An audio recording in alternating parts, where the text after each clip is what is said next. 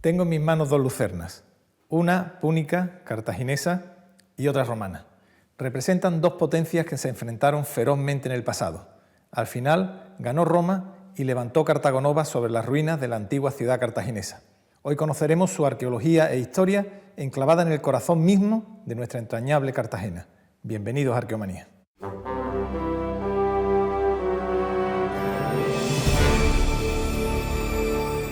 Extranjero, párate y lee con respeto el nombre de Toracio.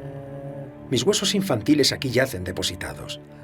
Mi cruel providencia me despojó de mis padres, y todavía joven, no me concedió que gozase del porvenir. Nada semejante te encuentres.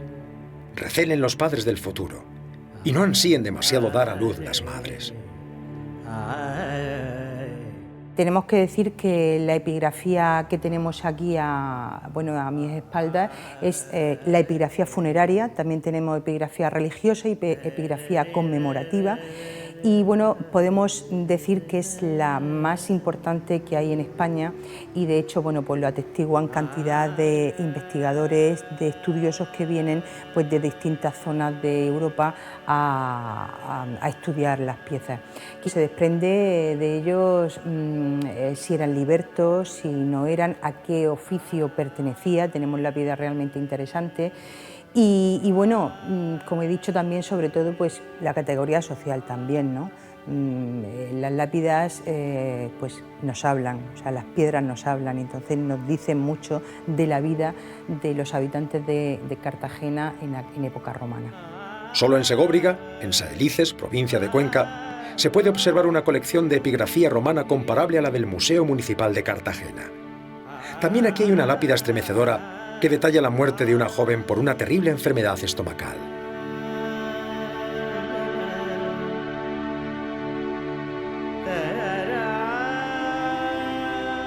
Hay una inscripción de época bizantina que sí que nos habla de que si se profana esa tumba, el que la profane correría la misma suerte que Judas Iscariote.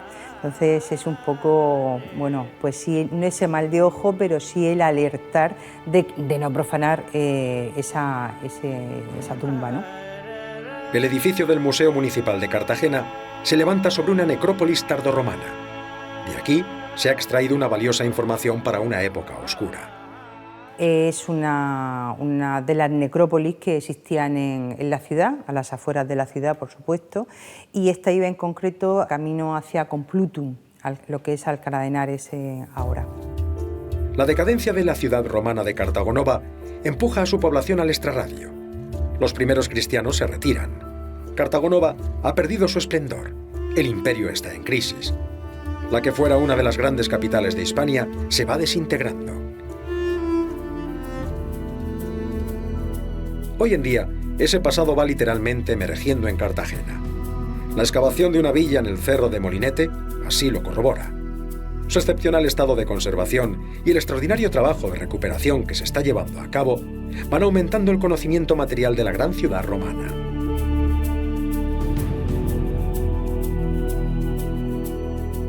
La epigrafía del Museo Municipal de Cartagena no decía nada de la existencia de un gran teatro. Los textos clásicos tampoco. Pedro Salmartín, el arquitecto que integró las ruinas de la necrópolis tardorromana dentro del Museo Municipal, ya había intuido la existencia de un gran monumento bajo la Catedral Vieja.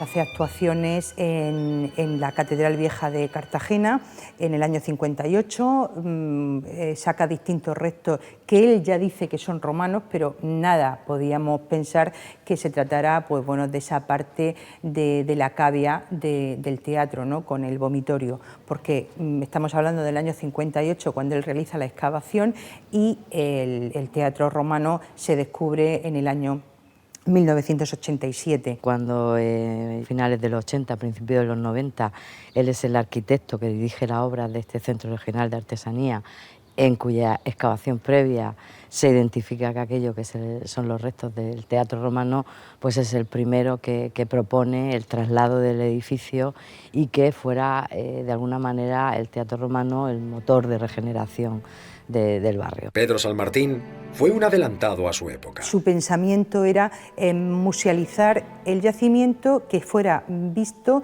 desde distintos puntos y a distinta altura. Quizás para ese tiempo era una visión muy arriesgada, ¿no?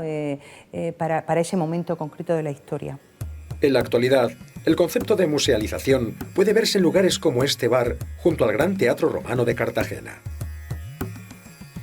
¿Cómo era posible que este gran monumento hubiera dejado de existir sin dejar rastro?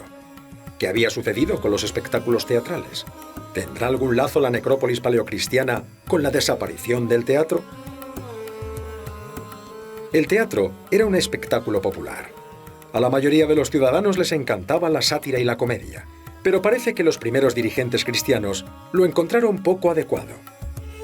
Lo que es cierto que tanto los juegos de anfiteatro como los de teatro en el siglo V es que no entra dentro de la dinámica de las ciudades. Las ciudades tienen crisis, estos juegos eran caros, mantener estos edificios era también costoso. La sociedad ahora demanda otras necesidades y la ciudad se va transformando hasta tal punto que ahora el Palacio Episcopal o las iglesias son el eje de la nueva topografía cristiana de la ciudad, ¿no? Además, hubo un gran incendio y el Teatro de Cartagena pasó a tener otros usos. Las llamas alcanzaron las vigas de madera del tornavoz, con lo cual todas las tejas, la téula y la ímbrice cayeron también en el foso de la tramoya y junto a ello todo el aparato ornamental, las aras, el apolo, las piezas que hemos ido rescatando quedaron ocultas en ese foso de la tramoya. Y pasaron más de 1000 años hasta que se inició su recuperación. Un proyecto que ha requerido 20 años de trabajo y una inusual reestructuración urbana. Toda la historia de la ciudad estaba sobre este edificio, de manera que había ocultado pues, las trazas del viejo teatro por las sucesivas transformaciones de los barrios. Absolutamente todo lo que ven estaba cubierto hasta por 7 metros de estratigrafía, 7 metros de enterrado, toda la que había. De hecho, queda un testimonio en la parte superior de la catedral, que es la calle que se abre a partir del 17, que entra desde la calle Concepción a la iglesia, ¿no? Ya te haces una idea de todo lo que estaba enterrado. El teatro continúa siendo invisible desde la calle por la que se accede, frente al Ayuntamiento de Cartagena, junto al puerto. El proyecto de restauración lo ha concebido como parte del recorrido museográfico.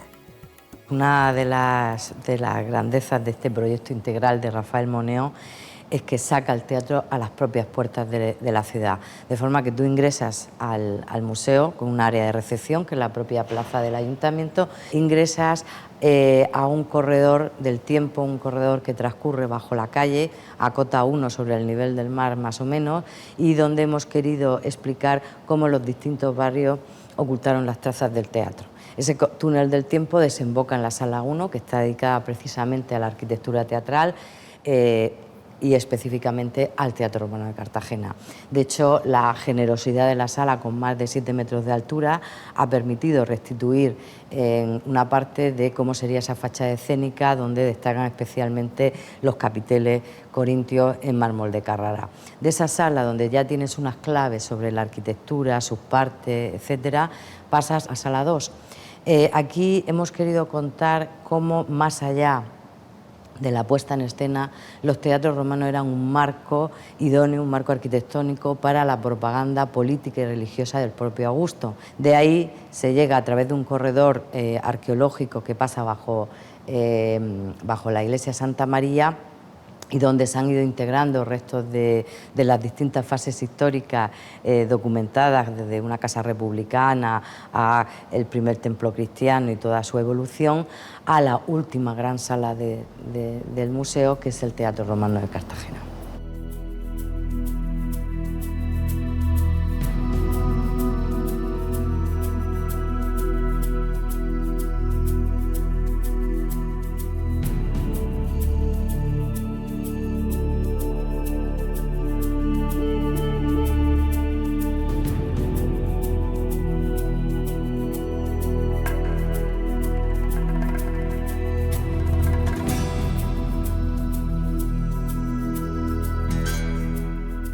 La ciudad romana, que siguió en el tiempo al enclave cartaginés, ha pasado a formar parte del paisaje urbano de Cartagena.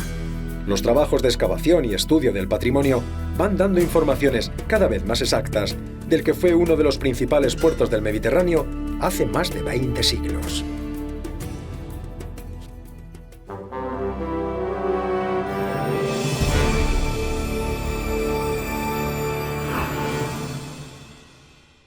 Pues porque siempre me habían apasionado los temas de historia y la arqueología me permitía trabajar al aire libre, que también siempre me ha gustado mucho. Aquí nos iría muy bien poder descifrar lo que es la escritura ibérica, encontrar una piedra roseta para poder descifrar la escritura ibérica. Tesoros no, porque no están marcados con una X, sino restos de antiguas culturas y poder un poco descifrar cómo vivía la gente en el pasado. Pues sobre todo la amplitud de miras y el saber trabajar en equipo.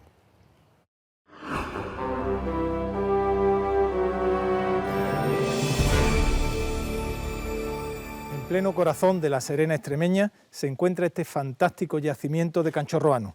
Conocer su historia, su culto, su destrucción, nos va a permitir adentrarnos en una de las etapas más apasionantes de nuestra historia, el mundo tartésico.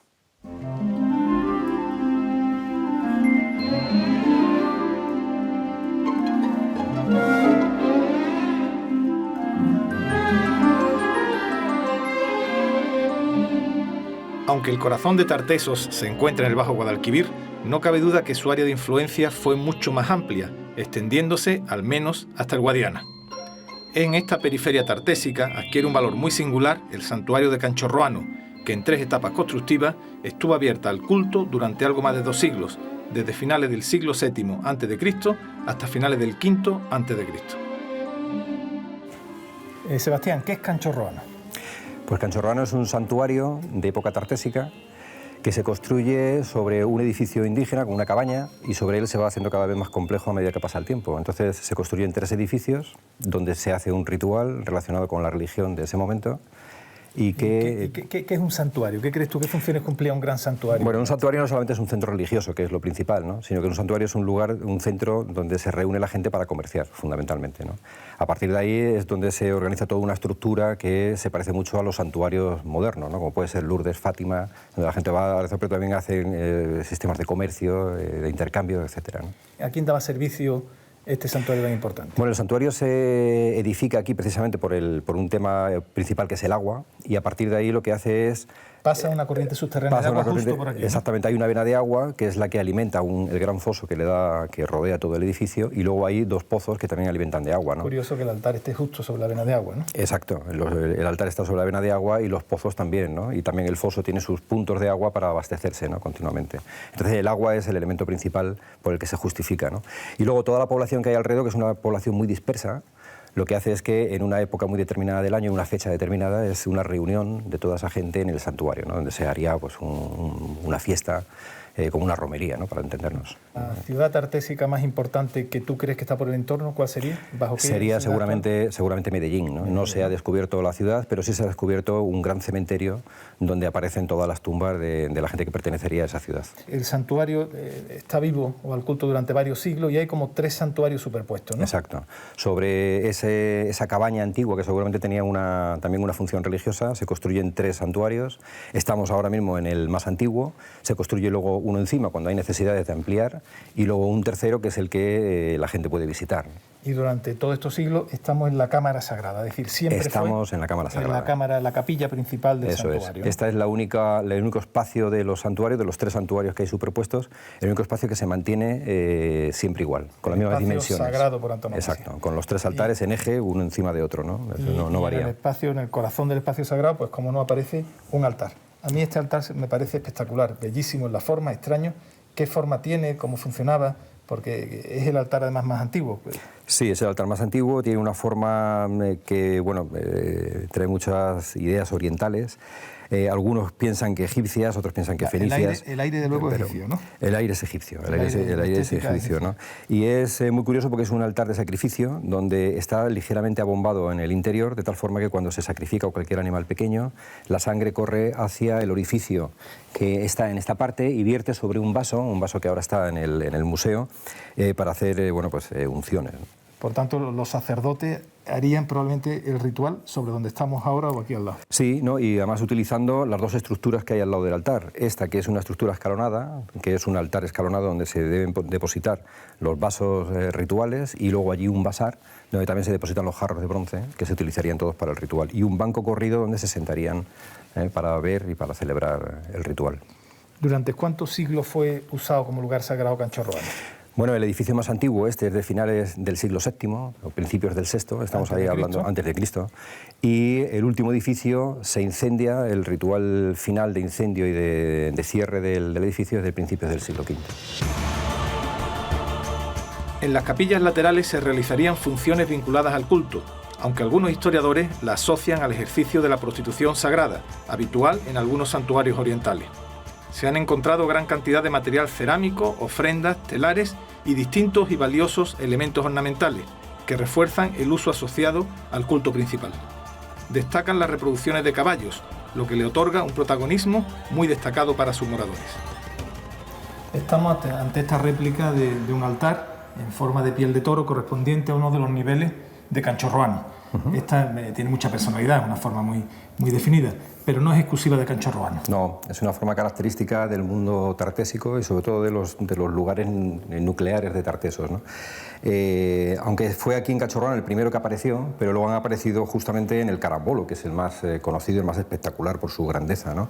Y la propia joya del carambolo reproduce la forma de piel de toro extendida en esa joyería. Hay otros sitios como por ejemplo Coria del Río, donde también hay altares de este tipo, por lo tanto es una cosa muy característica de Tartesos. ¿Qué deidad crees tú que se veneraba en estos santuarios? ¿Eran a diosas, a dioses? Bueno, esto es muy complicado saberlo, pero sí hemos identificado desde que se empezaron las excavaciones que tenía más relación con una deidad femenina, en este caso Astarte, que sería la diosa que se asimila en este momento, que con un dios masculino, aunque tenemos un altar que tiene esa forma que representa a Baal, ¿no?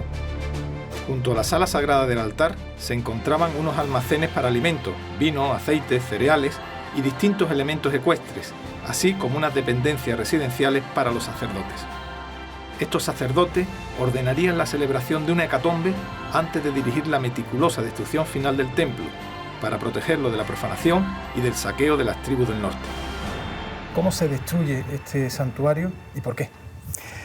Bueno, pues a finales del siglo V a.C. lo que hay son unos movimientos de los pueblos del norte que bajan hacia la zona de Extremadura, Andalucía, y que son la formación de los grandes castros, ¿no? Es una gente más violenta que se establece en lugares altos. La gente que vivía en Canchorroano, claro, una estructura militar defensiva fuerte, exactamente, armas muy sofisticadas. El mundo tartésico era más de espacios abiertos y por tanto menos guerreros. Exactamente. Entonces, una vez que ven que ese movimiento va avanzando, lo que hacen es cerrar un lugar sagrado, como es un santuario.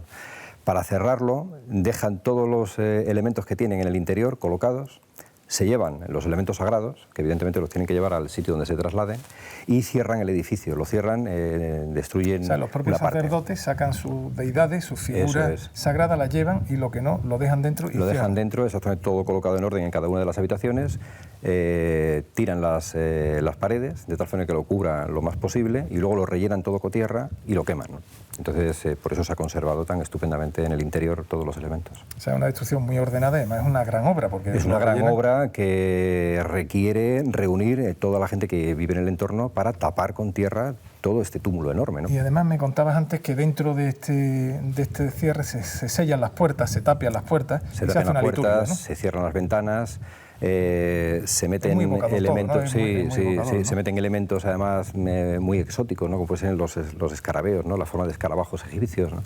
Se meten algunas ollitas con algunos elementos de adorno como pendientes y luego ya se tapia, ¿no? Y luego ya se hace el gran incendio, que además el incendio se hace con jara para que tenga un olor, bueno, para que llegue a los dioses, ¿no? Pero esa gente antes de hacer la destrucción lo que hace es un ritual de comer y beber, ¿no? Que es bueno, lo que en la Biblia se conoce como una gran hecatombe, ¿no? Se sacrifican varios animales que han aparecido todos en el foso que rodea el santuario. Se comen todo menos los caballos, aparecen 8 caballos, y los 8 caballos lo que aparecen es cortada la cabeza, con un sacrificio, ¿no? Que se nos escapa un poco, aunque se parece mucho a los centroeuropeos, se nos escapa un poco el ritual, ¿no? La cabeza aparece en otra parte del foso, ¿no? Sin embargo, durante el siglo XII después de Cristo, en el periodo de las invasiones almohades, se extiende el hábito de profanar y expoliar tumbas y antiguos santuarios en búsqueda de tesoros, al modo de los tristemente célebres expoliadores históricos de las tumbas egipcias.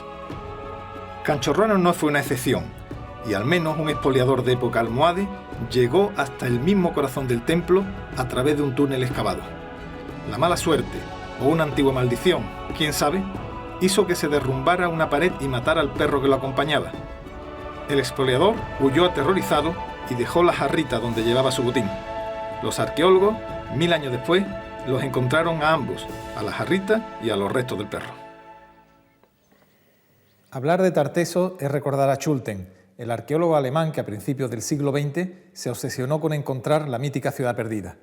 Hoy nos despedimos con la historia de esa búsqueda. Y no olvide que en el próximo programa continuaremos contándole lo que pasó hace mucho, mucho tiempo.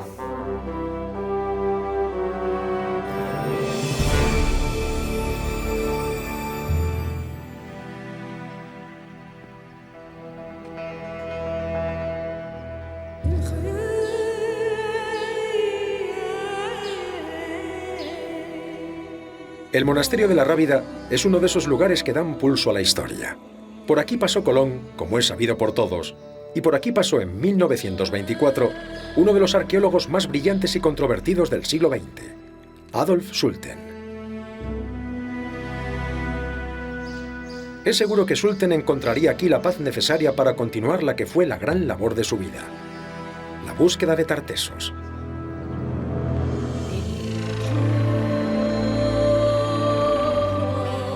Tartessos, un fantasma de la historia, al menos en aquellos momentos, poco más que una referencia en la obra de escritores de la antigüedad. Schulten pensó que si Schliemann había encontrado la Troya homérica, él podía localizar la mítica Tartessos. Schulten, como Schliemann, Howard Carter o Pelayo Quintero, pertenecen al arquetipo de arqueólogo romántico, una especie ya extinguida. Hoy en día, la figura de Schulten está muy discutida por la historiografía. Hubo un momento en el que Tartessos sufrió un proceso de invención, podemos llamar de invención salvaje, ¿no? La invención salvaje de Tartessos la protagoniza Adolf Schulten, ¿no? Y entonces hace un uso muy abusivo de las fuentes y hace una exaltación de una realidad indígena que por otra parte hay que analizar bien porque no es tan favorable, ¿no? Es favorable en el sentido de la riqueza y tal, pero es desfavorable en otras cosas que a él le importan mucho, ¿no? También es un mundo blando, un tanto oriental, un tanto cobarde.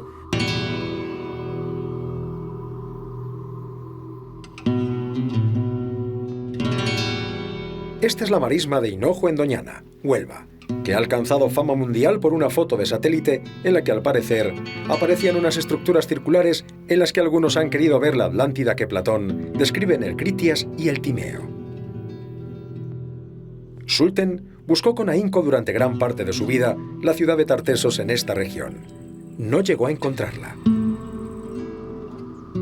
Schulten fue más un filólogo que un arqueólogo, pero nunca cejó en su empeño de encontrar la ciudad de Argantonio en las proximidades de la desembocadura del Guadalquivir. Hallazgos posteriores, como los de Tejada la Vieja, situada a unos kilómetros de Doñana, le han dado, hasta cierto punto, la razón.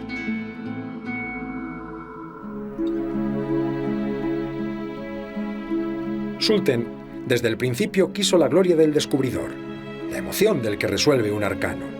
Es por eso que a principios del siglo XX pasó por Numancia. Adolf Schulten vino aquí en 1905 y en principio lo que había planteado y lo que pensaba todo el mundo es que se iba a dedicar, porque así lo había manifestado, iba a dedicarse a los campamentos del cerco de Escipión en torno a Numancia. Pero en 1905 cuando llegó, lo sorprendente es que empezó a excavar en la ciudad. Se planteó la excavación como, yo diría, una excavación colonial, y totalmente colonialista en el sentido de que todos los materiales, que en principio además dijo que se iban a quedar aquí en España, bueno, pues prácticamente después de decir eso al día siguiente salían para Alemania, ¿no? Eso suscitó evidentemente un enfrentamiento contra Sulten por parte de la intelectualidad y lógicamente del entorno soriano más inmediato. Y por tanto tuviera que ir a partir de 1906 a realizar ese trabajo que previamente él había pensado en relación con el cerco de Escipión y los campamentos romanos. Y llevó un largo trabajo, entre 1906 y 1912 realizó ese trabajo, y creo, bueno, pues que aportó, ¿no?, una información sumamente importante a la larga.